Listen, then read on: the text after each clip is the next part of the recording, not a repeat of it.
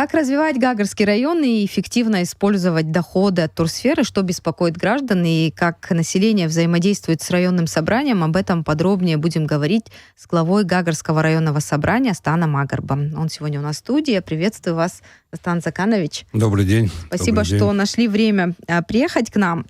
Мне бы хотелось начать с цифр. Вот в 2022 году в Гагарском районе отдохнуло около 270 тысяч человек. Это данные администрации Гагры.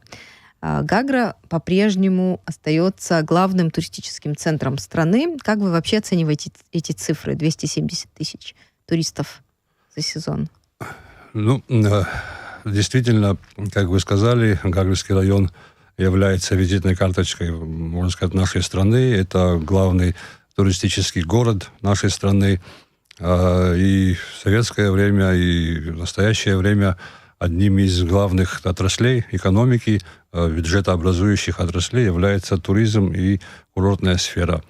Цифры, которые вы приводите, эти цифры действительно имеют место быть.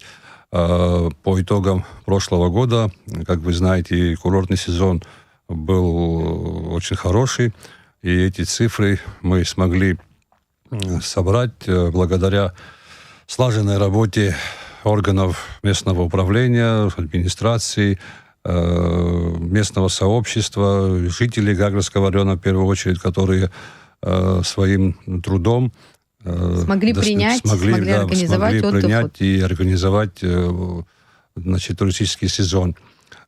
Цифры нас радуют, потому что последние уже 2-3 года у нас наблюдается динамика в этих цифрах. У нас 21 год был так неплохой, и 22-й, и у нас есть надежды, и мы надеемся, и это нам и туроператоры говорят, что и этот год, 23-й год, также должен быть, если ничего не помешает, внешняя конъюнктура, то и в этом году мы надеемся, что получить эти цифры. В Гагарском районе... Да, как развивать вообще туристическую отрасль? Вот есть деньги, которые район заработал, помимо расходов, которые есть, бюджет в профиците, да, и есть какие-то свободные средства, которые будут направлены там на поддержку. В первую очередь, для того, чтобы туриста привлекать, мы должны все-таки инфраструктуру района, инфраструктуру города вкладывать деньги. Это наши дороги, это наши места общего пользования, тротуары, это наши парки, это наше жилищно-коммунальное хозяйство. Вот туда мы в первую очередь будем направлять, и направляются туда средства, и в дальнейшем тоже будем направлять, потому что, как вы знаете, во время Отечественной войны Гагра была оккупирована, в Гаграх шла война, много было разрушено. И в советское время само это хозяйство, сама инфраструктура пришла в упадок, очень большой износ, и мы уже планомерно в течение последних 5 лет потихоньку восстанавливаем, ремонтируем именно инфраструктуру. А далее, это вторым пунктом в наших расходах, это все-таки турист хочет посещать места. Места — это туристические места. Мы, как вам известно, в прошлом году закончили по инвестпрограмме ремонтные работы нашей достопримечательности. Это наша колоннада была приведена в порядок. Также приводятся в порядок другие туристические места. Создаются комфортные условия в городе, то есть это места отдыха, там лавочки, где можно посидеть, отдохнуть. Набережная наша, мы очень много средств вложили в ремонт набережной. Такие инфраструктурные проекты. То есть первостепенная задача это приведение инфраструктуры в порядок. Приведение в порядок инфраструктуры. Когда говорят о развитии туристической сферы, этот вопрос связывается с инвестициями напрямую. Нужны деньги. Вы тоже говорите, что чтобы это все восстановить и привести в надлежащий вид, нужны деньги. По поводу инвестиций, на ваш взгляд, какие инвестиции нужны? Гагарская администрация подписала недавно соглашение с Татарстаном, с муниципалитетами Татарстана. Вот такое сотрудничество с регионами России, позволит ли это привлечь инвестиции, на ваш взгляд? Как вы вообще оцениваете эти соглашения? Да, эти соглашения, конечно, мы оцениваем высоко, потому что мы даем высокую оценку этим соглашениям. Благодаря этих соглашений о Гагре узнают в регионах Российской Федерации. Все-таки, когда уже сам непосредственно общаешься с руководителями регионов, до них можно донести более расширенную информацию о состоянии туризма или курортов. Вы знаете, как мы относимся. Для нас, например, каждый турист, он является инвестором. То есть потому что турист, приезжая в Гагру, он вкладывает, привозит с собой деньги, значит, эти средства он оставляет в экономике района. Эти соглашения нам, не только вот в Казани, у нас и ранее были соглашения заключены, эти соглашения нам позволяют, во-первых, это обмен опытом. Мы видим, значит, как развиваются российские регионы, тот же Казань, тот же Татарстан развивается очень хорошо, очень динамично. И, значит, там помимо вот туризма, курортов, там идет развитие промышленности, потому что, как известно, курорт без промышленности практически не сможет существовать. Нам надо кормить туристов, нам надо их перевозить, нам надо транспортную, нам логистику и так далее. Очень много сопутствующих элементов, которые нужны и необходимы для развития туризма. Поэтому мы делимся опытом. Наше руководство района выезжало в Татарстан. Мы смотрели, как там идет развитие. И это для нас очень большой опыт. Но есть скептики, которые считают, что вот вы тоже сказали, что помимо Татарстана есть и другие соглашения у Гагры, но нет развития этих договоров, соглашений, что подписываются соглашения, а результата потом на деле мало. Нет, почему? Результат есть. Например, к нам приезжают туристы с этих регионов. То есть, если раньше туристы ехали, они сами там находили места, сами бронировали, то здесь уже более целенаправленно идут туристы. Ну и обмен опытом, это для нас очень важно. У нас есть, кроме этих соглашений, хочу сказать про наши побратимые города. У нас заключено 9 или 10 соглашений, побратимые города. То есть мы с ними практически каждый год встречаемся, они приезжают, делегации приезжают к нам. Что это дает? Обычные граждане не понимают, какой эффект от мы такого делимся, сотрудничества. Люди видят наш город, мы делимся с ними своим опытом, они делятся с нами своим опытом. И это, я считаю, что это очень большой плюс для развития нашего курорта. Если продолжить разговор об инвестициях, в район поступило от юрлиц, по данным той же администрации, более 2 миллиардов за 2022 год. Основная часть была направлена в объекты курортно-туристической сферы. То есть 2 миллиарда за год инвестиций. 2 миллиарда это имеется в виду общий объем инвестиций. У нас идет активно строительство. То есть активно строится места для размещения туристов, активно, строятся новые пансионаты, мини-гостиницы, потом санаторные комплексы и так далее, и так далее. Строятся рестораны, кафе, строятся предприятия, которые обслуживают, например, тех же туристов. Это можно здесь отметить предприятия промышленности, предприятия, те же заправочные станции. Сейчас мы завершаем в поселке строительство 2 заправочных станций. Далее у нас есть еще крупные торговые предприятия, это торговые объекты. То есть это все инвестиции, это эта сумма 2 миллиарда, это все, вся эта сопутствующая инфраструктура. Мы начали разговор с того, что инфраструктуру, которая пострадала во время войны, и от времени пострадала, ее нужно обновлять. Но когда мы говорим о потоке туристов, об увеличении потока туристов, то понятно, что это нагрузка на инфраструктуру дополнительная. Да? Те же системы водоснабжения, электроэнергетика, там отходы мусорные и так далее. Все это тоже дополнительная нагрузка. И неоднократно здесь в студии мы тоже поднимали этот вопрос о том, все-таки какой турист нужен Гагре. Это турист, который платит много, этих объектов поменьше, но таких дорогих отелей. Либо это большое количество туристов, но различные такие, которые отвечают запросам бюджетного туриста. Все-таки Гагра, какой ориентир, на ваш взгляд, должна взять? Ну, на мой взгляд, мы должны ориентироваться на любого туриста. То есть мы должны создать такие условия, мы и создаем эти условия. То есть пока не до выбора нам. Да, мы не выбираем сейчас, какой турист должен быть богатый, там, среднего достатка или бюджетный турист. Любой турист, любому туристу мы рады. Любой турист, как вы знаете, человек планирует свой отдых. То есть он год работает, там, собирает на отдых с семьей, с детьми, выезжает, и мы рады любому туристу. То есть мы не смотрим, что там он богатый или он там бедный. То есть, несмотря на издержки, которые там нагрузка на инфраструктуру и так далее, Гагра пока все-таки и там среднему туристу, и да, то есть у нас есть туристу. на выбор, то есть нас можно выбрать, и есть объекты размещения, где стоимость, например, там высокая стоимость, соответственно, и услуги там другие. Есть объекты, которые чуть подешевле, есть там и частный сектор, который принимает там по 500 рублей с койки. То есть для любого туриста мы можем предложить в нашем районе отдых. Ну и тогда справедливо возникает вопрос вообще о внешнем облике Гагры, да? Если это в первую очередь, да, за 500 сегодня... рублей наверняка там меньше расходов, и вообще жители пытаются максимально застроить, заработать за этот сезон.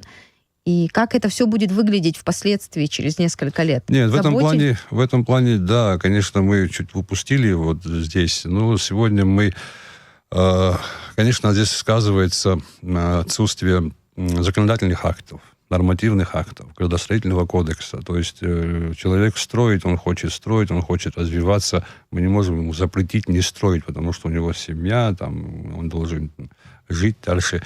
Но в то же время у нас в Гаграх есть службы, есть соответствующие подразделения, которые отвечают за вот эту архитектурный облик. И мы стараемся, то есть, чтобы прийти вот здесь как попало построить, конечно, мы такие вещи не допускаем, пытаемся, стараемся, и администрация, и ее структурные подразделения в этом плане проводят определенную работу. Мы сейчас выстраиваем эту работу, и наводится вот в этой сфере порядок.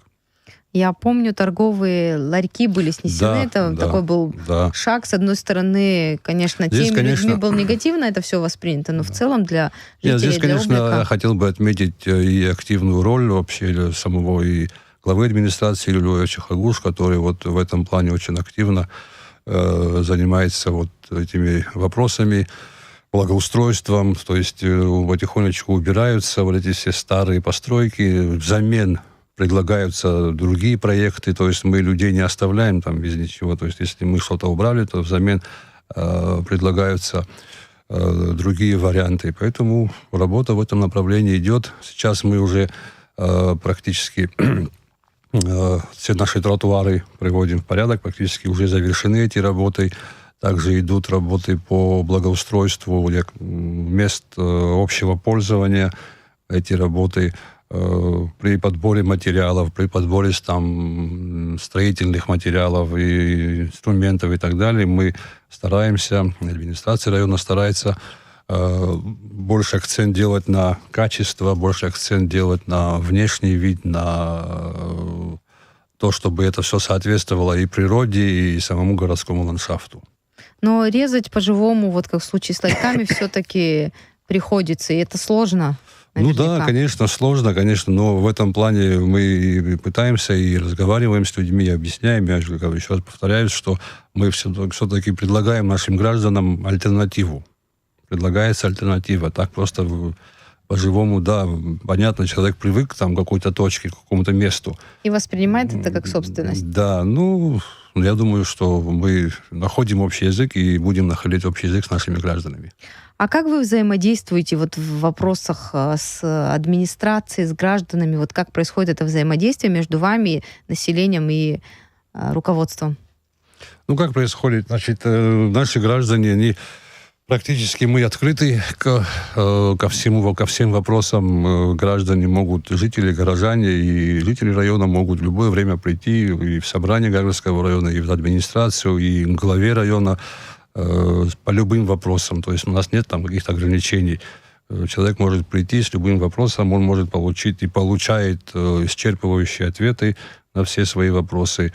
Что касается вот остальной системы, разрешительной системы, у нас есть соответствующие комиссии с участием депутатов, общественности. Мы привлекаем при обсуждении проектов и общественные организации, там, ветеранов, старейшин, депутатов. То есть вот такая вот совместная работа у нас налажена и с администрацией именно в Гаграх.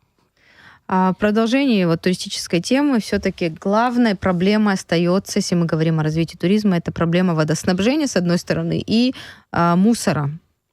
Водоснабжение, если отдельно про это говорить, все-таки проблема решится в ближайшее время? Ну, да, значит, если вы наблюдаете, то у нас мы планируем, значит, к 2025 году, такие у нас планы есть, эту проблему решить. Но все-таки, вы понимаете, здесь не только вот субъективные факторы, там, но здесь есть объективные факторы. Вы знаете, в Гаграх рельеф, ну, там нет таких территорий, таких огромных площадей, рельеф у нас сложный, у нас снабжает нас водой, мы воду берем из реки Рипруа. Вы знаете, Рипруа — это самая короткая река, она, значит, сам маршрут линии коммуникации, они проходят по сложному рельефу. То есть это холмистая местность, там где-то есть скальная, где-то надо будет, значит, проводить сложные геологические работы. Но мы надеемся, что к 2025 году уже есть планы, уже есть проекты. К 2025 году мы сможем, ну, основную часть, большую часть города обеспечить водой. Да и сегодня у нас, ну, половина города, она получает воду постоянно. Просто есть районы, ну, где она идет по графику. Все еще идет да, по графику. Все еще идет по люди графику. Пытаются как-то приспособиться сами. Да, ну, подается вода. Сейчас у нас и утром, и вечером подается вода по графику. И, конечно, это людям тяжело. И люди нас понимают, потому что это не сейчас произошло, это было еще в советское время. Я вот помню 80-е годы, 85-е, 86-е годы в Гаграх вода была по графику. И в то время. А по поводу мусорных отходов, Что касается свалки, это, значит, полигон твердых бытовых отходов. Он тоже у нас давно находится на территории Гагрского района, там на территории села Лахадзеш. Вы знаете, этот полигон, как бы, без него тоже невозможно, потому что надо куда-то девать бытовые отходы. Но рядом объекты разные туристические, ну, рядом люди, объекты, дома. Вы знаете, здесь как полигон был там открыт еще в 70, если память не изменяет, 78-е, где-то под 80-е годы. Объемы мусора были другие тогда. Да, объем был другой. И когда открывался полигон в советское время, было выбрано специально такое место, где, значит, это были территории, это были пустыри. Там люди не жили, это были территории, совхозные территории, то есть там не было населения. Это мы уже потом, потихонечку, люди начали там строиться. Но когда человек строится, он должен определиться, посмотреть, где он строится.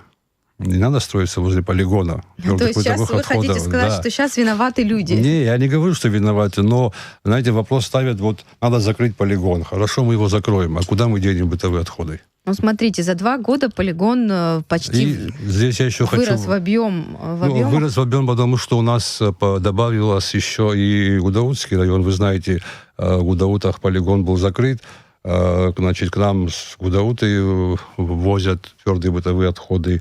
С Афона к нам привозят. Поэтому он так бы, если бы внутри Гагрского района мы могли бы этот полигон, значит, занимаемся мы там агротехническими мероприятиями, культивация идет этого полигона. То есть он бы нам, для Гагрского района этот полигон хватало бы для содержания, Хорошо. для сбора. Были же инициативы там же, в Гагрском районе, когда пытались переработать часть Да, мы пытались, отходов. Значит, у нас были инвесторы, значит, они хотели, ну не то, что хотели, там уже даже у нас были соглашения с ними заключены, они построили, значит, цех по сортировке. цех по сортировке. Ну, вы понимаете, тот объем мусора, который собирается в Гаграх, он для инвестиций, для инвестора, он незначительный. Им нужны хорошие, большие объемы. Во-первых. Во-вторых, те отходы, которые не сортируют, их же надо вывозить еще.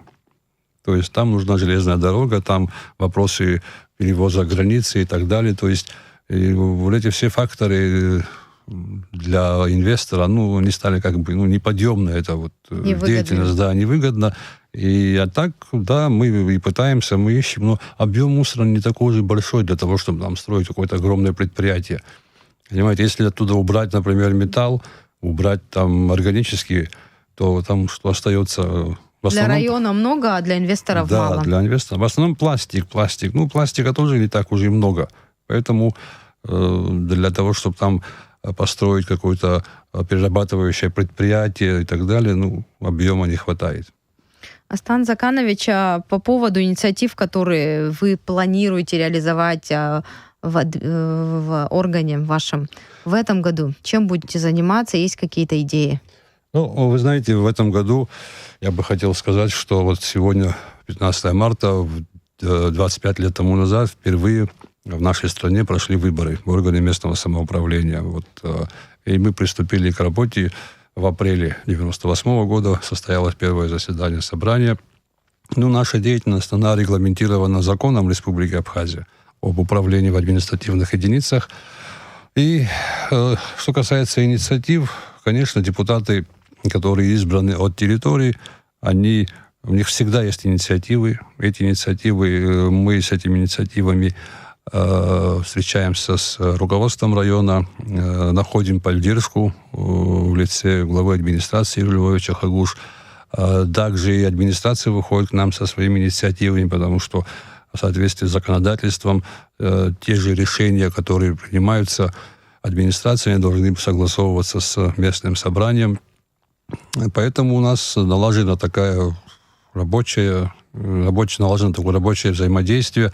Что касается инициатив, вы знаете, в этом году мы, ожидая большой поток туристов, мы по прошлому году и по позапрошлому году видим, что туристы к нам едут на своем транспорте.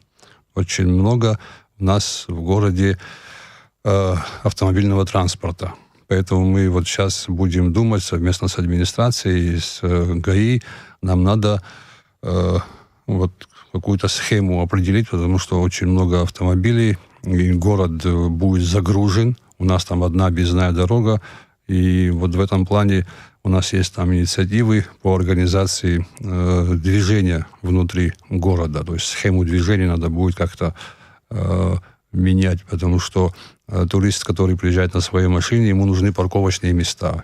Их практически у нас нету, потому что люди, когда строятся, они не предусматривают парковочные места у себя на территории. И весь транспорт, который стоит, он стоит прямо у дороги.